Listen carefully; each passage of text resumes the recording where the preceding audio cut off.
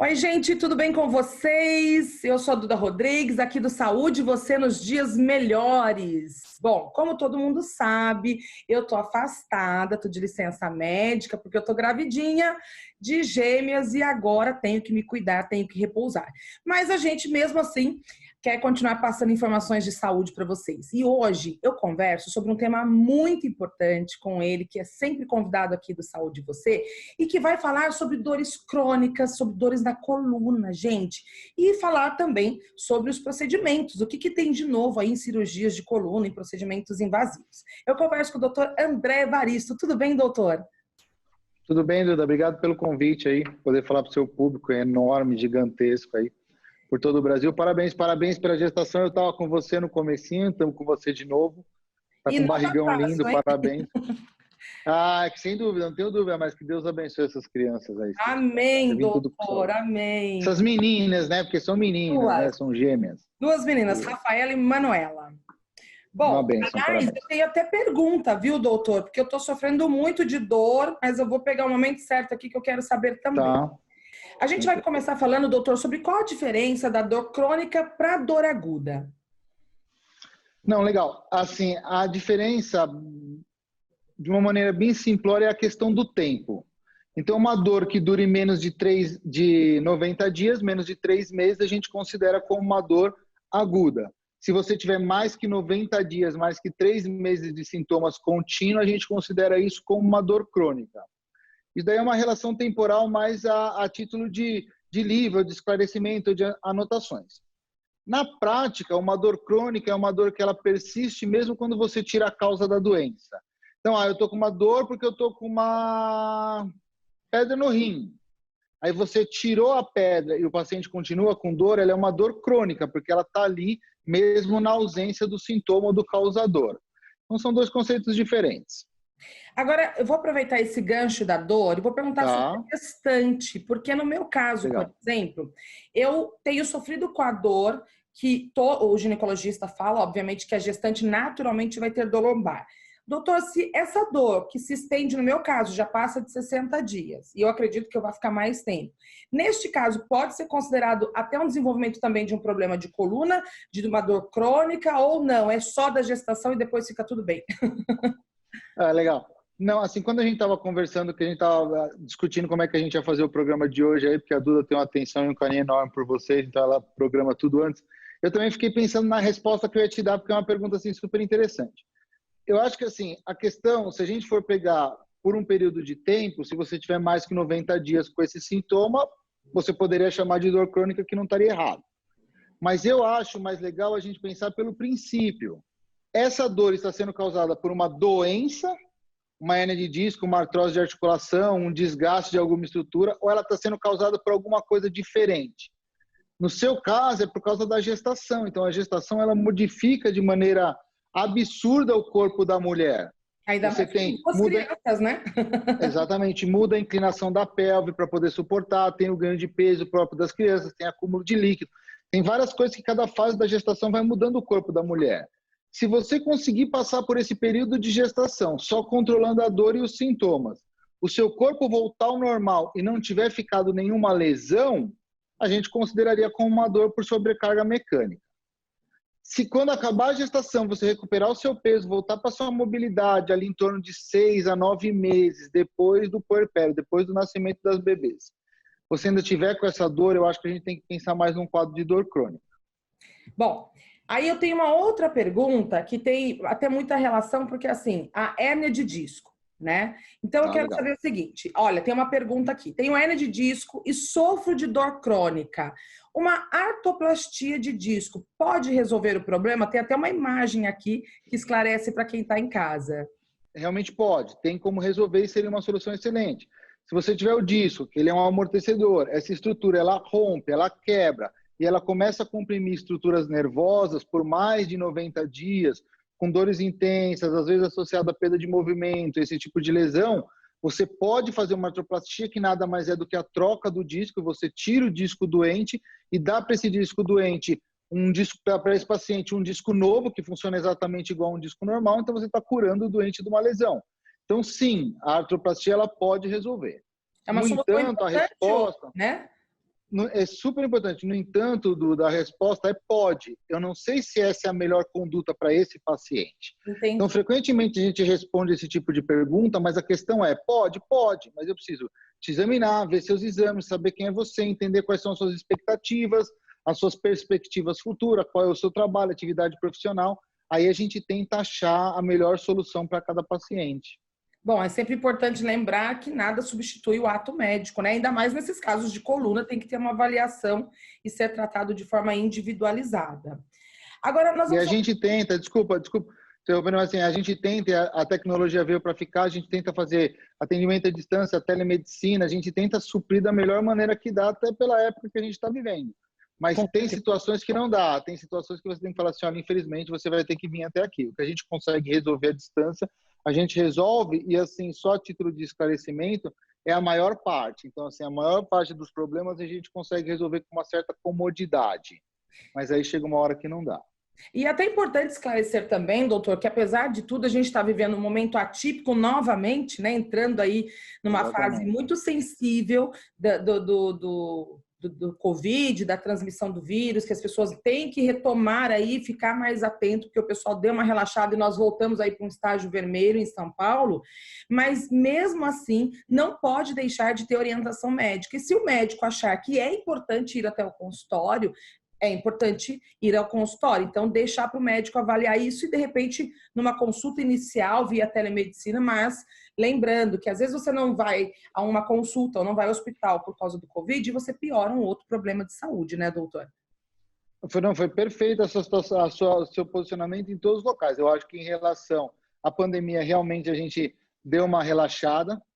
Por outro lado, eu acho que no começo, a gente como sociedade, a gente tinha uma reserva maior, agora a gente não tem. Então, agora os problemas econômicos, eles começam a pesar mais para o cidadão do que pesavam no começo. Então, a gente vai ter que saber lidar com essa divergência de necessidades, por assim dizer. E o posicionamento sobre a telemedicina foi brilhante, porque é uma oportunidade que a gente tem, talvez até para selecionar esses pacientes. Olha, eu tenho uma dor, eu estou super ansioso e inseguro. Será que eu estou com Covid? Será que eu estou morrendo? Será que isso daqui vai causar algum problema em mim? Às vezes uma telemedicina é o que vai muito pelo contrário, te tranquilizar. Olha, isso daí não é nada mais grave, você pode esperar esse período passar, depois a gente conversa ou não. Eu acho que você é brilhante, né? Da área da saúde, né, Duda? Então, é bem tranquilo. Doutor, agora, quais as opções de tratamentos para dor crônica disponíveis atualmente? Para quem está sofrendo, que está precisando fazer um tratamento, o que é recomendado? Porque as pessoas têm muito medo de cirurgia, né? Mas tem opções de tratamento? Assim, as opções são inúmeras e aí elas vão depender especificamente da patologia e das características de cada doença.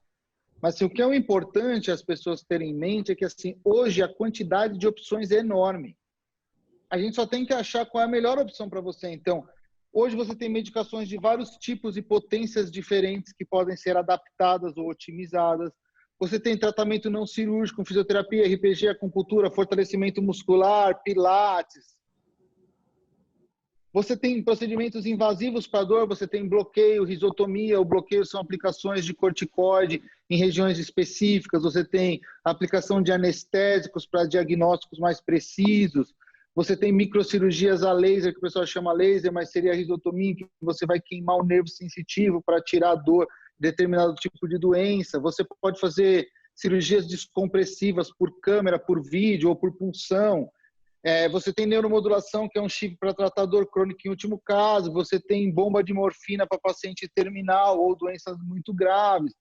Então, assim, a quantidade de tratamentos que você tem, tanto para dor quanto para doença, são enormes. Qual que é a questão, que eu acho que é a questão principal? A pessoa tem que procurar um profissional responsável. Sim. Então, você vai atrás dos mínimos detalhes do carro que você vai comprar e não sabe quem é o médico que vai operar o seu familiar. Você entendeu? Assim, a gente tem que zelar mais pelo profissional que a gente está escolhendo para temas tão delicados. Eu acho que esse é um componente. O outro é desmistificar a população que assim tem solução.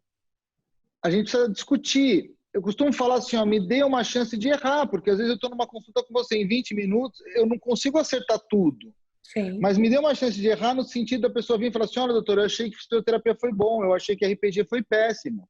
esse remédio eu achei bom, esse daqui eu não me dei bem. E aí a gente vai construindo uma relação e adaptando um tratamento.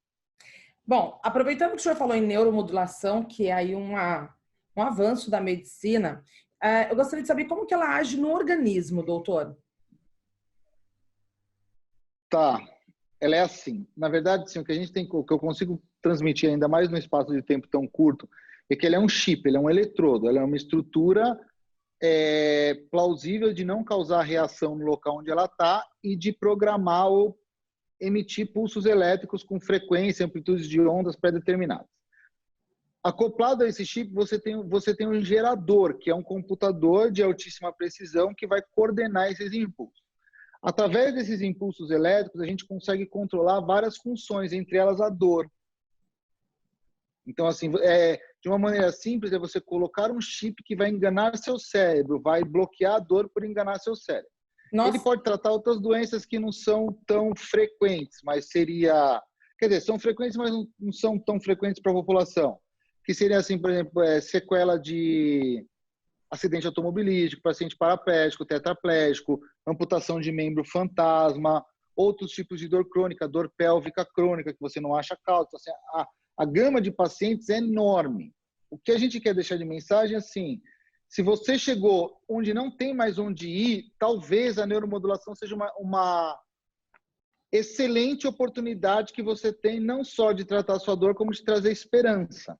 Mas então, a partir do momento em que as pessoas sabem, elas começam a correr atrás. Não tem contraindicação. Eu já entendi, olha como ele é rápido, tá vendo? Eu ia perguntar. É que a gente já conhece muito. Assim, não tem contraindicação. A questão é o seguinte, não são todos os pacientes que respondem absurdamente bem, adequadamente a esse tratamento. 95% dos pacientes melhoram de maneira absurda e você ficar chocado. Mas tem de 3 a 5% que não responde com esse tipo de tratamento. Para esse tipo de pacientes, a gente ainda tem outras opções de programação, de modulação para tentar cobrir eles. Mas o problema maior não é a contraindicação, é se o tratamento vai ser efetivo ou não para você. Se a pessoa teve condições de fazer uma cirurgia, ela consegue fazer. Agora, no caso dos avanços, por exemplo, de cirurgias invasivas como artrodese, quais são os avanços que nós temos hoje? Vários. Se a gente for pensar assim, uma artrodese tradicional, aquela que faz por trás, com pino, parafuso, uma prótesezinha para anterior, o avanço maior é em relação, primeiro, à qualidade dos implantes. Então, você tem parafusos cada vez mais modernos, que permite com que você insira eles com cada vez menos destruição de tecido, mas ainda é extremamente agressivo. Você tem materiais diferentes, como o cobalto, por exemplo, que é ainda mais resistente que o titânio, para você corrigir deformidades maiores. Então, assim, você tem um avanço relacionado ao implante, não à técnica em si. De mais moderno, o que a gente tem para artrodese, ou cirurgia mais invasivas, são as abordagens por via anterior, pela frente. Primeiro porque você aborda a doença de frente, depois que você tem inúmeras outras vantagens, que são tem vantagens enormes em relação a uma cirurgia tradicional. Então, sim, até para realizar uma artrodese, a gente consegue trazer ela para patamares assim bem melhores do que eram realizados há 2, 3, 4 anos atrás. Doutor, agora eu tenho uma dúvida e nós vamos até colocar um vídeo aqui enquanto o senhor continua dando essa aula para quem está em casa, que é sobre a escoliose, porque a gente sabe que a escoliose ela requer praticamente uma reconstrução da coluna.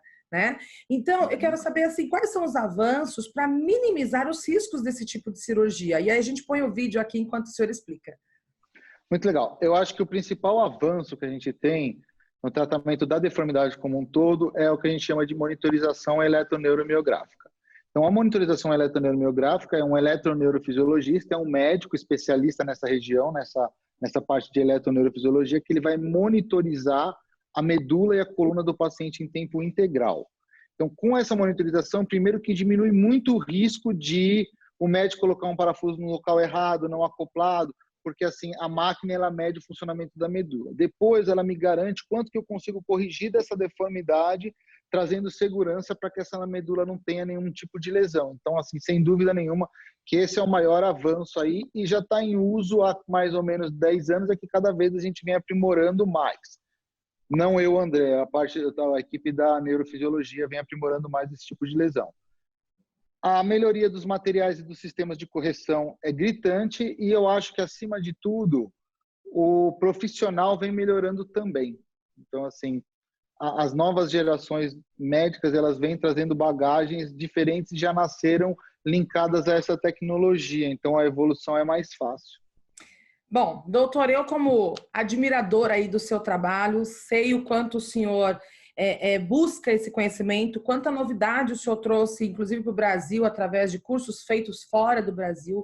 É muito importante a gente ressaltar para as pessoas que hoje é imprescindível que você procure um especialista. O doutor André é um especialista em cirurgia de coluna, então, e traz aí essa quantidade de tratamentos, de oportunidades, de avanços na medicina para que você possa ter qualidade de vida. Coluna é algo muito sério, dói, incomoda, a gente sabe que é chato, às vezes até imobiliza a pessoa, mas o que a gente quer deixar com essa mensagem é que existe sim tratamento, nem sempre é cirúrgico, mas se for cirúrgico tem opções, e hoje opções aí que vão dar qualidade de vida e retomar a vida que você tinha anterior a essas dores, a essa lesão.